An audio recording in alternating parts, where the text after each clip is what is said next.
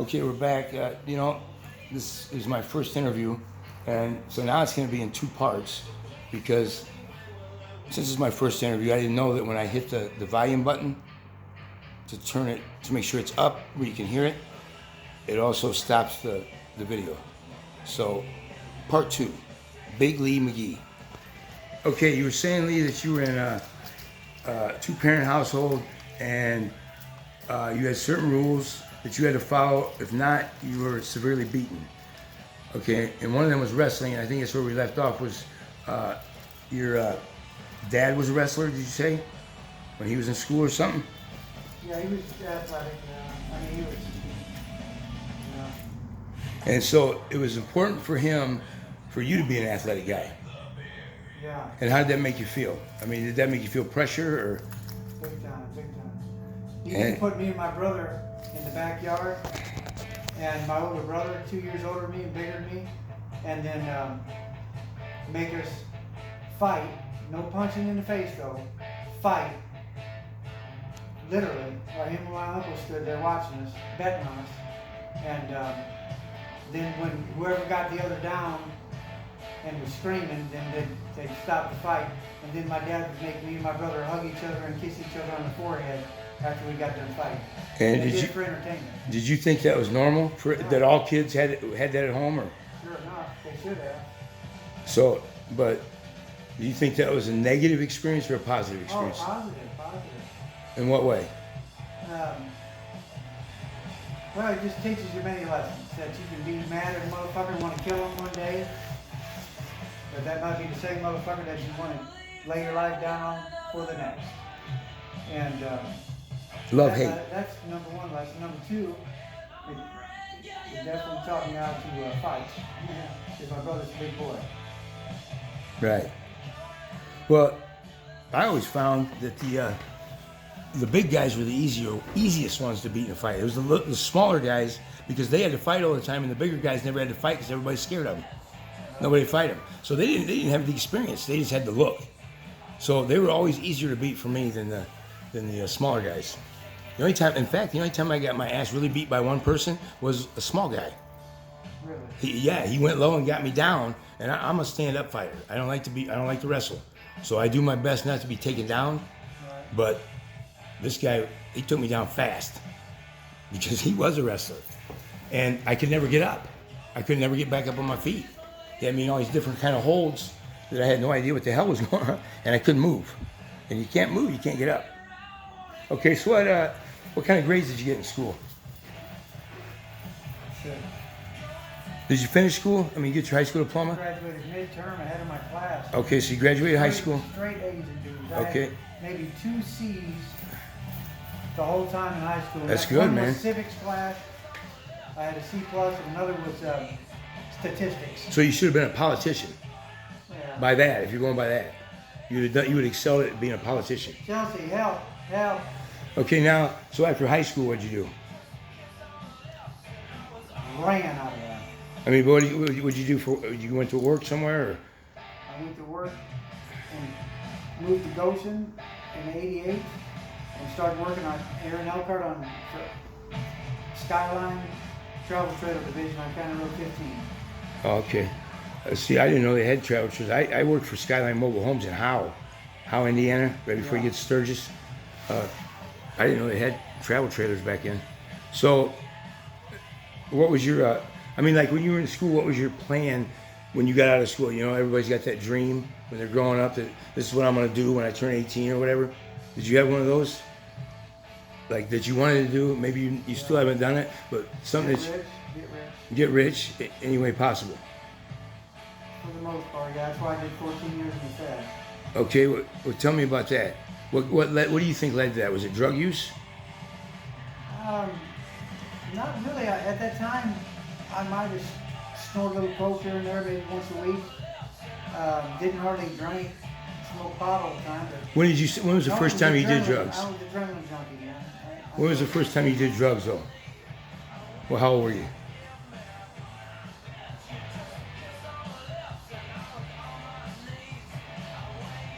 What was it, pot? 12. Was it pot? Was that your first time you got high, pot? That's when I was 11. My first time was pot. 11 or 12. You know, I don't like to say that really because they say, oh, pot, the gateway drug, will make you do other drugs. Do you feel like pot made you do other drugs? No. That if you would have never took a hit off a joint, that you would have never done another drug? Do you feel like that? No. I don't either. I think that I was going to do what I was going to do regardless. You know what I mean? So, okay, but you had it under control through school, obviously, because you graduated. Like me, I didn't graduate. I got my GED later in the Army. So that's a big accomplishment for a kid getting high to make it all the way through and get their diploma, right? I think, you know, because I didn't do it. So, but what was, when you got the job at Skyline, were you happy with it? Is that where you wanted to be? Did you say to yourself, I'm just going to stay here till I'm 65? Or were you always thinking, Well, this before isn't I it, was a this young isn't kid, it? And they just had me build roofs. I built 18 of them a day. They were only 26 footer. It was piece rate. But back then, piece rate was, if you brought on $450, you were doing good because the Yeah. average person back then was bringing on 210, you know. That's about what I made at Mansions. My first mobile home job, 1986. I was making $450 a week. And then you get a bonus that was about half that every week. If you showed up every day, didn't miss more than 7 minutes in a week. And that's where I learned how to get fast at it, you know, because they'd call me names and tell me to hit the clock. I wasn't going to make it. That you might as well go home. You're not going to make it, you know.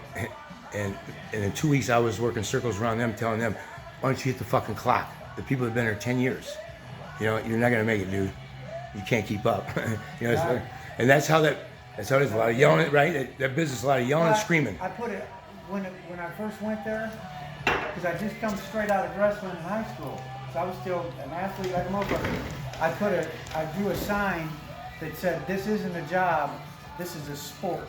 It's like signing up for fucking Right. wrestling or football. Yeah. And I stuck that right by the time clock because when we went in that fucker, there was no breaks, no lunch. It was all about get that fucking roof built now. The line rolled every 12 minutes. I had to have a roof all the way framed in, ready Yeah. to route in 10 and a half minutes. I was a black pipe I was plumber. the fastest son of a bitch you ever seen in your life. I was crazy back then. I ran the black pipe, right? You ran the black All the pipe? gas lines I ran. Oh, I thought you underneath. You laid back pipe in a female. Now, well, that's my favorite intoxication, but that's another story. Okay, so tell me about the women in your life. Have you ever been married? Yeah. Okay, Costs a lot of money. and do you plan? Do you wish to maybe one day be married again? No. Okay, tell me. Costs too much money. But what's the alternative? Being alone? I like it. First time I've been alone in my life, all my life, in the past year, other than being in the feds. And at first I didn't like it at all. I'd sit around staring out the window, feeling sorry for myself, but then I started like finding little projects to do, and then I started praying a lot more, and you know, So I just started walking around in this house, I'll be honest, and at work and all day and talk to God like I'm talking to you right now. Like when I'm at work and I'd look up in the sky when something good would go my way and I'd just smile and point knowing that He did it for me. Things like that. That's what keeps me going. okay, so do you think? Like, what are your current addictions? Do you have any anything, just something that you have to have all the time that may cause problems once in a while in your life, or have caused problems in the past in your life? I mean, what if you had to pick my one? My brother and his wife found out I'd took some Xanax again, they'd definitely be upset. I've been taking Xanax since 1987. Yeah, but I'm a high-strung, high-paced, very intense, energetic motherfucker. But when I take them, they're supposed to calm me down, which they usually do, but if I drink with them, then it makes me very intense, high-strung motherfucker, except... Do you ever worry about dying? Do you ever worry Me. about dying when you're drinking and taking them at the same time? No, I want that. You want death? Yeah, I mean, so you're I want to go the right way, but like, yeah, I Would that be the right way? Well, I was thinking... Because you go to sleep or what? Yeah. and you're No, just I mean, dead. like, because that's for our next step. This is only brief. I know, but I'm saying that. So you're maybe having an addiction to things that can get you to the next step quicker. I'm adrenaline junkie, dude. That's why I get up on roofs. No, but I mean, I'm talking about you looking forward to the next level. I won't say death because I don't like that word. No. But to the next level, you're maybe addicted to things that will naturally get you to the next level at a faster pace. Is that it? You just hit the nail on the head, because some of the stuff I do, just like when we lived at the halfway house in Michigan City, I would ride my bicycle 3 miles to work 12 hours, then ride 3 miles back. And instead of going back to the halfway house, I'd go look at my phone, see when the riptides were bad at Lake Michigan and Washington Park. And only when I knew there was riptides and I didn't want to go swimming, I would go to the beach at nighttime still, 6 in the morning when we got off at Cookie Factory, strip down with just my boxers and swim out and touch the buoys and back. Just to see if because I just did 14 years. Didn't want to be Right. If I can make it through that. Well, I didn't know. I just didn't want to be in the world. I just did 14 years. Oh, so you was hoping you drowned. Well, everything was crazy out here. I couldn't keep up. I mean, I didn't understand how people would disrespect each other and bump into each other at Walmart, and how everybody gets all real close to each other to check it out. See, I didn't know you were going through all that. I didn't know you were going through all that. I went down there all the time. Remember, we weren't allowed to go there. Remember, we weren't allowed to go to the water. But I used to go down there out to the buoys on the riptides, and then when I would swim back, I would always end up like a half mile away, way the fuck down, and I'd have to walk back in my underwear, and then the daylight would come on and people drive by and laugh at me, But I didn't give a fuck. But I'd do it the next what do you day. think kept you from? The water was 52 degrees one time. What do you think kept you from giving up and just taking a breath in there? So a hand from above saying, "Don't do it." The God of Abraham, Isaac, and Jacob. So that was what you felt, that presence of saying, "Don't do it. Come back." He said, "Do it. I got you." What, kill yourself? Yeah. No.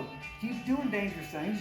I'm not. No, gonna I mean, but when you went out there, when you were swimming out there, you said in the beginning that you were swimming out there, thinking that life was so bad that that maybe that would be your way to get to the next level faster. If something, yeah. Yeah, if something happened, because they say it's dangerous, don't go out there. Right. And I did it anyway, just to show that I'll do the dangerous shit. I really don't care, because I don't care about dying. Right. And see, I'm the total but I didn't want opposite. to kill myself, but I wanted to do a bunch of dangerous stuff. Just like going down to St. Joe in my kayak, I went down there by Central Park, where the fucking water gushes. I almost get the dust there. Do you think that your addictions maybe led you to that point? I wasn't doing anything. Do you think your addictions led you to prison? Do you think that drugs that had it contribute to your prison? The lust for money. Okay, but what would you do with the money when you had it? I bought a house that my brother's living in now. So you didn't do it because you're broke and you need some more drugs. It was never like that. Well, I took 253 grand now. Back then, I'd be like $1 million today. Right. So that didn't play a factor in your thoughts then. No, I mean before you did it though. Before you did the crime, did you think that you're doing it because you want more drugs? All girls and cocaine at the Marriott. Okay, so it did have something to do with drugs. Room 917. I had the adjoining room 917 and 918 at the Marriott downtown. Every Friday to Sunday, I'd stay there, and I'd buy a half ounce of powder and have 3 call girls or 2 call girls up there with me. So, you needed the money to satisfy that addiction. Well, I guess it was an addiction, but yeah, I definitely always had money. Yeah, because I've never done that. I've never done that. I haven't had that addiction. I always had more. It never stopped. I got lucky like that. And so, like right now, currently, because it's already 14 minutes plus that other couple minute part. I don't want nobody will watch it if I make it too long. This might be too long anyway for my first one, for interviewing. Because I don't know. It's trial and error. But anyway, like right now, are you satisfied? Are you content with your life, or do you need more? Be honest now. I definitely need more. I'm not happy yet. Okay, so I mean, I'm happy, but what do you think? What do you think? What do you think? Seriously, about do you feel like without a doubt you can pinpoint what that thing is that would bring you the happiness? And if not, it's okay. You can say I don't know what it is. But do you think that there's one thing, just anything that is keeping you, or that you have to master or overcome to get that happiness that you don't have right now? Is there one thing that could start it all off? If you could just get past it. Or what's that thing you would have to have? I hope I'm saying it right, you know, I don't know. But I hope, is there just that one thing that you feel like would be, at least you'd be on your way. You'd be on your way to getting that happiness. What is the one thing? Yeah, I mean, what would you have to change in your life, or what would have to be added to your life, or taken away from your life, or whatever, to take that step or to reach that happiness? Have my house finished on 2nd Street. Only one thing. Gina. Gina? Okay, tell me about Gina real quick. Who is that? My girl, after Kim passed away, and I got with her like 5-6 months, about 6 months later, after $50,000 worth of cocaine and turned into alcoholic after Kim died, and never worked or anything, and my brother just loaded my account every week, and then finally him and Amy came up and said, that's it, you got to get a grip, man, it's been 6 months, God damn it, and dragged me Okay. go do a bunch of stuff, and then I got online, and I didn't know my Facebook, none of that shit, passwords, but it's like all of a sudden I got on there, and then there was Facebook dating or something, and I went right to it, and I didn't even set up a profile. It was crazy. And then all of a sudden, this girl called me, and she lives in South Bend, or she hit me on that dating site, and the first one, and I met her. And Haven't you met girls on dating sites before? That's where you met Kim, remember? no, I met Yeah, Kim we were in the through halfway house, and you said, I'm gonna meet a I girl. met Kim through her daughter, though. I met her daughter first. Oh, on the dating site. I didn't know that. On- Right, but this is what he told me, folks. He told me we're sitting in this a federal halfway house. We just broke out of the feds, and the requirement is you can live there for you got to live there for 6 months, unless you find a place, a suitable place to live, and where you can be monitored with a bracelet for a while, and eventually get off. But it's going to be 6 months total, regardless. Okay, so he told me, he says, I'm going to get on this Plenty of Fish. I'd never even heard of it. Plenty of Fish, and I'm going to meet a girl, and she's going to get a house, and I'm getting the fuck out of here before my 6 months. What happened? And I said, no, you're not. I said, yeah, just get on and meet some girl, and she's going to get you a house, and you're going to move out, and any sooner than I am. And sure enough, he did it. He did What it. happened? You tell us what happened. I met a girl, and she used to drive from Did South. she get you a house? Very nice. And you didn't on pay a Del dime. Plain Avenue And in you didn't have to Trail pay a Creek. dime. The most expensive place in Michigan City you could live is my first house. I was there. I know where you live. Because I did just that. I went by and got your bicycles, remember? Yeah, my ambition is. I gave my those drive. away. It's my drive. No, I traded those for a table. I manifested into the happening. Okay, so he did. He did what he said he was going to do, and I didn't believe him, but it didn't take him long either. And some girl got a house without he didn't have to pay nothing. He got it all hooked up, and he had a house before I did. Everybody else went to apartments. I went to. I had an apartment 2 months before I got out of there, Right. because I didn't know if I'd be able to find one when the 6 months were up. And that's when I told Marcy she could come from Alabama and stay there. And since I had someone staying there, I could get weekend passes. That was the best I could get until my 6 months were up. But anyway, what happened was, I got to end this, man. It's 19 minutes. Sorry, folks, but this is my first one, and I hope some people watch it. You know, and I hope you share and like it or dislike it. Give me some tips on how I can make it better, how I can, subscribe, man, because I'll share the wealth. If it ever gets to that point, I'll share the wealth, believe me. And I'll never forget my first subscribers. I got like 148, 150 right now. And, because I'm sporadic. I started out as casino addictions, but now it's human addictions, because casino addictions was too narrow. I wanted to broaden it, so I'm hoping to get a lot more interviews. I got another person that stays here, and I'm not going to say a name or anything. I'll leave that up to her when I interview her, but she said she's not ready right now to be interviewed, but hopefully,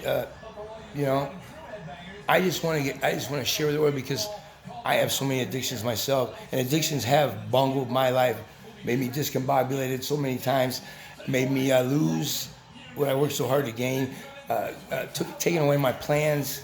All of us could say this, on and on and on.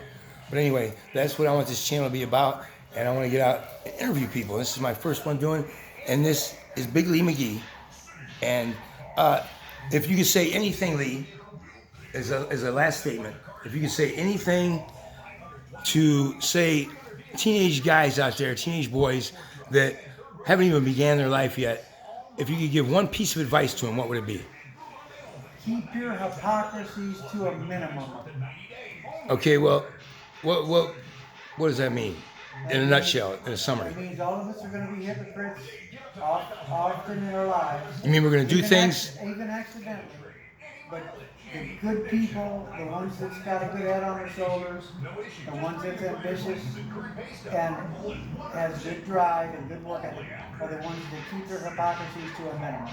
Meaning, don't mean what you say and say what you mean, and just don't be a hypocrite. I mean, if I say that I love God, and He does so much for me, just because you don't believe in God or she don't believe in God doesn't mean I don't stop talking about God. Or else I'd be a hypocrite, and I would just be I understand somebody that loves God and talks to Him myself, but yet I don't want to share, or I don't want to, or a hypocrite would be like me being a godly person, but then I turn around and I'm jumping out of trees on fucking girls and raping them, or I'm walking around. So you'd be religious. You'd be I'm a religious. hitman. You'd be religious. You wouldn't be spiritual if you were like that.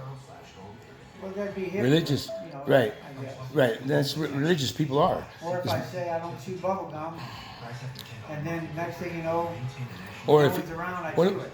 You know? or with me, it's if someone's not present, and I talk bad about them, I feel like I should have them present.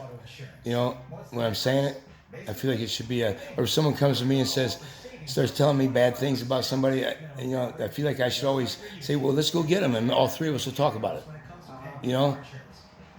That's what it is for me. Where I feel shame sometimes the most is when I talk about people that aren't present, and because I really have no right. Anyway, how in the hell did I get to that? All right, I've had this beer was this full when he gave it to me right here, and I've only drank that much, I told you I was and telling you this. I can feel the effects. That's how much I drink. I don't And it's a drink. good buzz. Here's the thing about it. That beer right there, but you can't drink it when you first open it. Because it's fucking foams up, and it just got that nasty I like that bite. though, foam. It's got nasty bite. But when you open it and let it sit for a couple minutes, that shit will fuck you off. Look here. I drank 25 ounces one time and had the kayak on top of my fucking SUV. This is before I went to Westbrook just 2 years ago when me and Gino was together. And I drove down Ironwood, getting ready to go to Plymouth to the lakes, and fucking stopped and got gas and had to hang my head on the steering wheel to make Gina and her sister come get me because I drank 2 of them fucking 25 ounces and was sloppy drunk, couldn't even hold my head up. Damn it, boy. Instead of me just driving like I normally would have and killed myself, or other people, Right. I called her, and her and her sister came, laughing and giggling, and drove me home. I went to bed. So, yeah, I only drank one of them. That's be like, one of them 25 ounces is like drinking 2 of those full glasses. That's all you need. I'm telling you, that beer is like. Okay, one last question, because this is 24 Well, minutes I already. think it's- One last question. What's your biggest regret in life?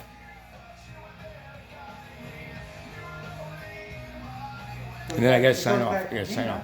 It goes back to Gina when. And in all your life, your whole life is Yeah, okay. I just make sure you know it's your whole life. Because all right, and it's because I lost the best thing ever happened in my life. Okay, so Because I fucking was doing too much cocaine and had too much goddamn money, and can you get past that though? Can you get past it? no, I've not yet. So you can never have a relationship with somebody else because you can't get past her, because that wouldn't be fair to someone else, right? Right? If you're in love with somebody else, you can never have even someone. If you're in love with someone you can't have, do you feel like you could be in love with someone that you can't have? You can have anybody you want. I'm not saying that. I'm saying be in love. Because obviously you're still in love with Gina. So what can you think you could ever get past that to be in love with someone else? Because you can't be in love with two people at once. Even though that song, torn between two lovers. Huh? Okay. So that's your biggest regret, is that you can't have the one you love. Because of the decisions that you made back then. But I can now. You believe you still can? But What does she think about that? It's complicated. Okay, it's complicated. Okay, I'm going to end it with that because this could go on and on. This will not be the last time that I interview. Go back to South Bend, man, and live on the southeast side. Okay, where they and be my straight. door in and zip tied me. And be someone straight, never right? fucking No, it's got to be cheated on me. deeper than that. And be straight, right? You got to be straight with her. She doesn't party, right? Or does she? Oh, absolutely not. Okay. But I like that. I want that. Right. So you got to be straight. That's one of the stipulations. No, she knows that. She just Oh, she doesn't care if you. go. She goes and buys me weed. Okay, every but she doesn't like you doing having one of your addictions, right? Okay. So is that the deal? She's been on her knees Is before, that hugging me, bawling me. so? That's her deal breaker, right? Yeah, Okay. So that's an addiction that, if you overcome it, there's a possibility. You're already saying. did. I mean, I did something. I think yesterday. Okay, well, that's I not- actually lost it. So But listen, this is I'm talking about. If she says if you do cocaine one time, you're out of here. I would never Can you make that commitment? guarantee. Yeah. See, I'd never touch it again Then why couldn't you when you were with her? because I thought I owned the whole world at that time. And You didn't realize what you had till it was gone. Everything I said, and I had I had stupid money, and everybody did everything I said all the time. So And I thought I was fucking like Moses for God. I just did. And I was a fucking idiot. it was one of them. I didn't realize what I had till it was gone theories, Big time. them syndromes or whatever it's called. Big time. A lot of times we don't until it's gone, and then we like with Susie for so long. Every time she would disappear for a couple of days, a week, a month, whatever it is, you know, I would be so sad, and I'd be like, but I would think to myself, okay, why? What about her makes me feel like I lost something, right? I couldn't come up with a thing because she always treated me like shit. But yet, it was with me is I found out I didn't like to be alone. That's what it was with me.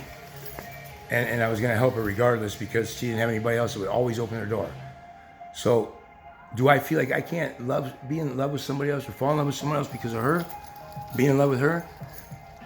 I don't think I ever was in love with her. You know what I mean? So I don't have that issue that you're going through. And I appreciate you sharing that addiction because that's probably a real addiction for so many people out there, you know, that they can't move on because they can't forget. They can't get rid of what they had to get what they can have, right? And a relationship-wise, you know, yeah, I mean, it's a tough addiction. I appreciate you sharing. And, you know, I don't have any money to give you yet because I'm just starting out. But my first interview should be worth some money. But, you know, I'll get you some food sometime, all right? All right. So we'll see you next interview. And this is where our addictions have led us.